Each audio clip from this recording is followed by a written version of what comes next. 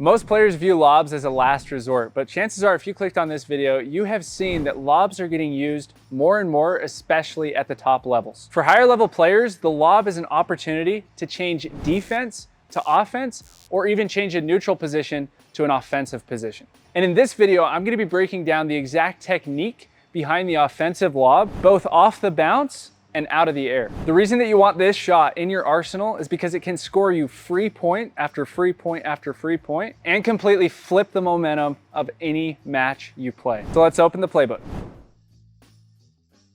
So I'm going to be sharing with you the technique behind the lob, and then we're going to talk about specific situations that you want to hit the offensive lob and where specifically on the court you want to hit that lob to. So let's break down this technique. Our entire intent behind the offensive lob is to first disguise it as if we're going to dink the ball.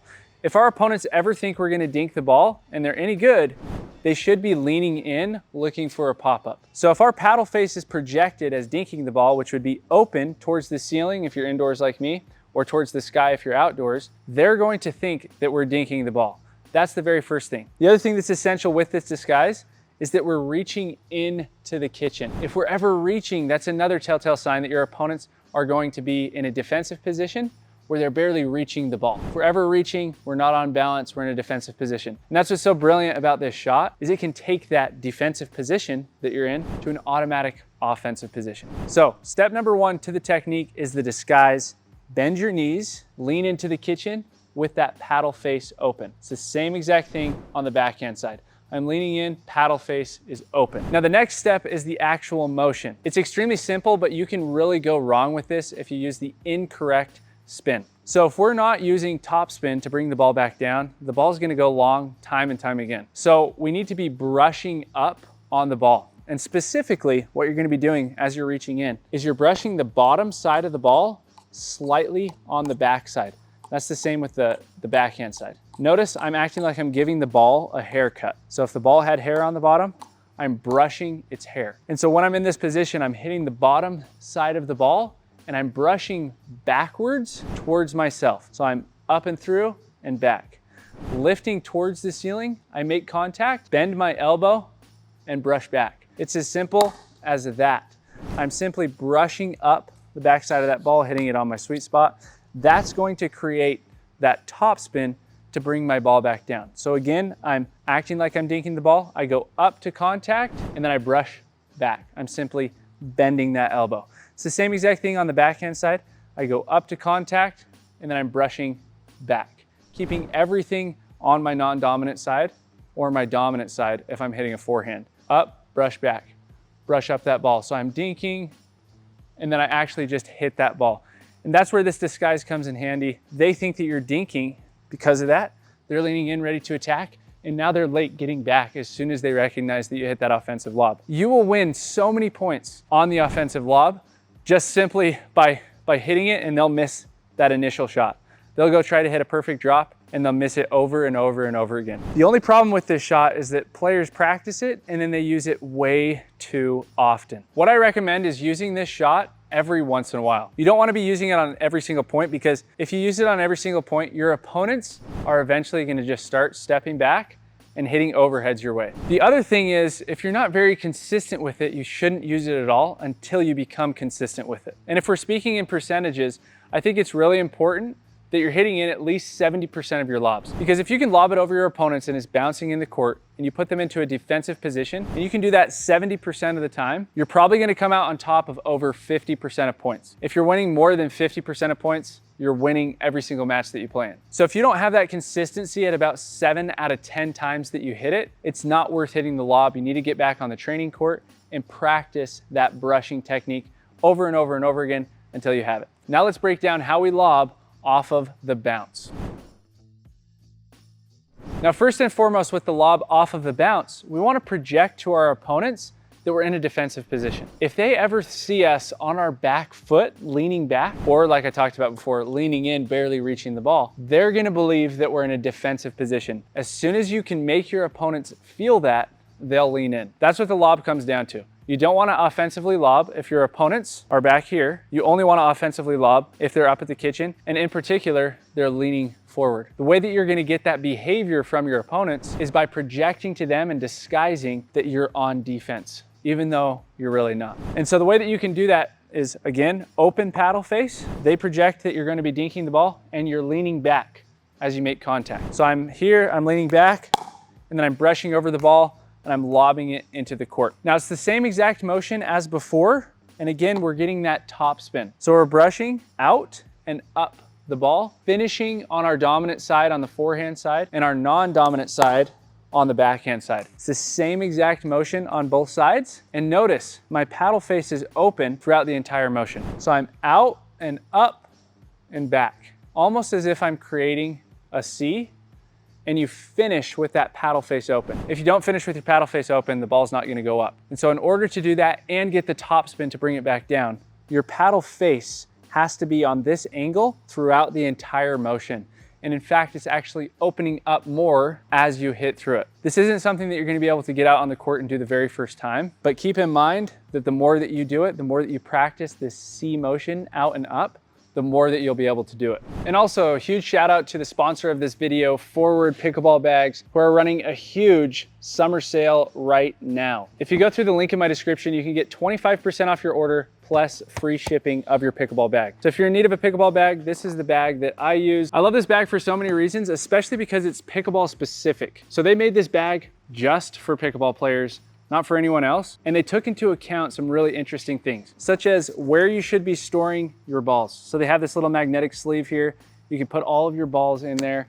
As soon as you need a new ball, you can go grab it out, which I absolutely love. They also have different sleeves inside where you can slip your paddles into so that they're not rubbing up on each other. So these sleeves are really soft, so you can store your paddles in there. It just makes sense for pickleball players who don't want to have to, get a new paddle just simply because two paddles were rubbing up against each other and you lost out on all that grit. And something else that I love about this bag is that they offer a lifetime warranty, which you don't really need because the materials on this bag are so robust. So as soon as you zip up your bag, everything inside of it is going to be protected. It's 100% waterproof. And then also, if you set it on the ground, like I wish I could show you guys this material, the camera just doesn't do it justice. It's pretty much like you have a rock on the bottom of your bag. So as soon as you set it down and leave it somewhere and scrape it against the ground, it looks the exact same on the bottom every single time, as if it's the first time that you're grabbing the bag. So anyways, this is my bag of choice. Shout out to Forward for sponsoring this video. Again, if you want to get 25% off and get free shipping, go through the link in the description of this video if you're in need of a bag. And again, this is only if you need a bag right now. If you don't need a bag right now, don't worry about it. But if you do need a bag, this one is Austin recommended. All right, let's hop back into it. Okay, now that we understand the technique, it all comes down to just keeping the technique extremely simple. You're hitting a lob, which isn't really something that you ever practice when you're hitting any other shot in pickleball. But the best way to think about the lob is like a top spin dink, where we're just extending a little bit further and we're brushing up the backside of that ball. Just keep it simple. You're getting top spin on the ball. Brush the bottom side of the ball as you lift up, and you'll have a fantastic lob, whether off of the bounce or out of the air. Now let's talk about the specific location that we want to hit these lobs. The number one location is going to be over your opponent's non-dominant shoulder and cross court when possible. So the vast majority of the time, that's going to take place when you're over here on the right side and you're lobbing it over the other right side player's left shoulder. That's just simply because vast majority of people are right-handed. And so the player here is gonna be right-handed and he'll have to hit a backhand overhead. Many players do not have a backhand overhead. If they do, it's not effective enough to apply pressure. And so this is a great tool to use, is to not only hit it cross court because you have way more room to work with, but also over the shoulder of this player that's directly in front of you. Because if you can do that, you're putting them automatically into an awkward position where now they're running into each other. So I have a question for you. Which player is supposed to defend the lob? Is it the player getting lobbed, or is it the partner of the player getting lobbed? So it's actually the partner of the player getting lobbed. So if I lob over the other right side player's left shoulder like this, his partner is the one that needs to go and cover that lob, because he can run just like this on an angle to go recover the lob, whereas this player who's facing this way has to turn around and then run and find the ball. This player can keep track of the ball the entire time. So if your partner's ever getting lobbed, it's your job to recover it. If you're the one getting lobbed, it's your job to switch sides with your partner and get out of their way so that they can hit an effective counter. So that's the #1 spot because it has the most court to work with, plus it's over their weakest position. Another fantastic spot, which isn't going to be as consistent, is just simply hitting your lob up the line, again, over that left shoulder if they're a righty player, over the right shoulder if they're a lefty player. And that's where it comes down to consistency. How consistently can you hit your lob up the line? If you can do it 70% of the time or more, then I suggest doing it. And then obviously you're gonna be way more consistent hitting it cross court because you have more room to work with. So if you can do that 80% of the time, then err on the side of doing that lob majority of the time. So now let's talk about all the best times to hit a lob. So there are 3 specific situations where it's optimal to hit a lob almost every single time, and you're gonna win the point almost every single time. If not, put your opponents on defense, which is your goal. You wanna obviously win the point, and if you can put your opponents on defense, you have a way greater chance of winning the point. So the very first one is something that's really interesting that I have figured out for my game and from watching other pros, is that they will lob the ball when it trickles over the net. So a lot of people, if the ball trickles over the net, they'll just come in and they'll hit a dink. But from this position, you have to think about what your opponents are thinking. If the ball trickles over the net and you're rushing forward to get to it, all your opponents are thinking is, I cannot wait for this pop-up to slam it. And so what they're automatically going to do is lean in and get ready to counterattack whatever ball you hit at them. Because since they realize you're just barely getting to it, you won't have the control to dink the ball. So they know that it's gonna come semi-fast, where it's not super fast because it's below the net,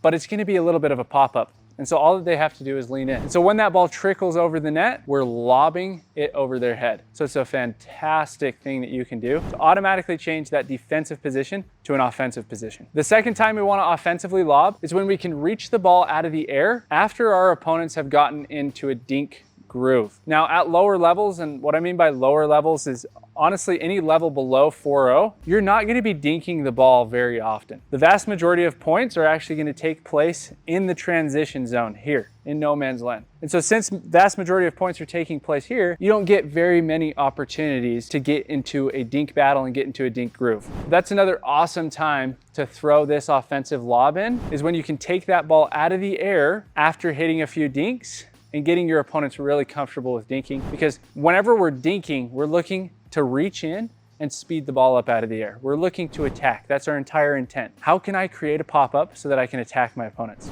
And so once you start getting your opponents into a dinking groove and then you lob it over their head, well, now they're gonna be super late getting back. You're probably gonna win that point. And then the last situation where we wanna be hitting an offensive lob is off the bounce, like I talked about before, when we're leaning back and it's disguised that we're in a defensive position. So we're taking what's called a drop step. We're stepping back so that the ball can bounce where our foot just was. We're taking a drop step and now we're gonna lob the ball over their heads. If your opponents ever see you take this step back, I promise you that they're going to lean into the kitchen. They're ready to attack that next shot. Now, if I hit a dink from this position, it's probably not gonna be as consistent as if I hit a lob from this position. Because if I hit a lob, I have the back half of the court, whereas with the dink, I only have about 7 feet of the court. So you drop step back, lift, and then the most pivotal thing that I didn't mention before is you can really manipulate your opponents into thinking that it's not a lob by just simply keeping your head down at the point of contact. So my head is staying exactly where it was when I contacted the ball. It's like over exaggerated where I'm holding it there for a half a second. And that automatically makes your opponents feel like you're not lobbing the ball. All of a sudden it goes over their head, they're scrambling back to get the shot. So if the ball trickles over the net, we're coming in, we're hitting a lob. If we can reach the ball out of the air after getting into a dink exchange, which isn't gonna happen very often at the lower levels, or if we're taking that drop step back, which happens all the time, regardless of where we're at on the court. If they're ever hitting the ball at our feet and we lob it up, it's gonna be a great opportunity to change that defense to offense. The most important thing with these 3 situations is to not overuse it. If your opponents notice that every single time the ball trickles over the net, you lob, they're automatically just gonna take a couple of steps back and hit an overhead at your face. So it's really important to use these shots wisely and sparingly. All right, now let's talk about what we wanna do after we lob the ball. So this is really important that we're doing the correct thing so that we can give ourselves the best chance of winning the point and applying as much pressure as possible on our opponents. After we've lobbed the ball, we wanna lean into the kitchen, like I've talked about a lot in this video with our opponents doing. We wanna lean in and give ourselves the best opportunity to take that next shot out of the air. So what you should be prepared for, typically, what players will do is they'll try to hit a perfect drop off of the lob.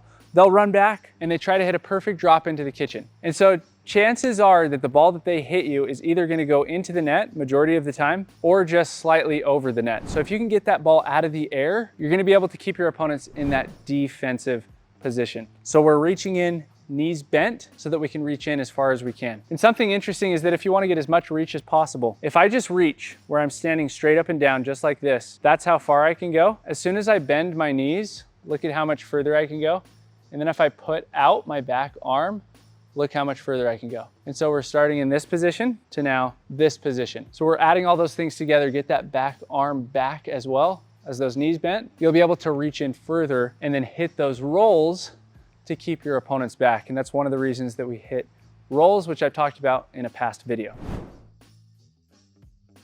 Okay, now let's talk about height over the net. So where we want to be hitting it over the net obviously isn't super high into the sky, and it's also not super low because then they're going to overhead it. So what we want to do is go just over their paddle. So we're talking about 15 feet in the air. If you go way high like that, it gives them a lot of time to go get that ball. So you want to go just over the paddle. It's a nice fast motion so that you can get it over them so that they instantly have to run back and can't even get to it. The optimal one is going to be based off of how tall the person is that you're playing. Because obviously there are some giants out there where that wouldn't be high enough, but then for the vast majority of people, that's going to be high enough, right? And so it's all dependent on who you're playing, so you need to practice hitting it at different heights. The most important thing is that you're trying to get the ball near the baseline every single time. So even if you do hit it way high into the sky and it's landing at the baseline or a couple of feet in from the baseline, your opponents are gonna have a hard time and they can't take it out of the air. They're gonna have to then transition forward again, which is great news for us because if they have to transition forward, then we're obviously having the upper hand and we're on offense.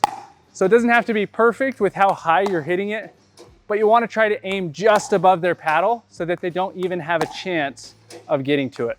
So a super simple video, help you guys understand the offensive lob. It's a really important shot. You don't want to overuse it, but you definitely want to start using it. It gives you that offensive edge, helps you turn defense into offense. I just barely made a video all about the 3 different types of offensive volleys that we hit. It'll teach you not only the technique behind each, but where you want to be placing these shots and when you want to hit them. So if you want to learn the roll, the flick, and the poke, click this video right here, and I will see you over there.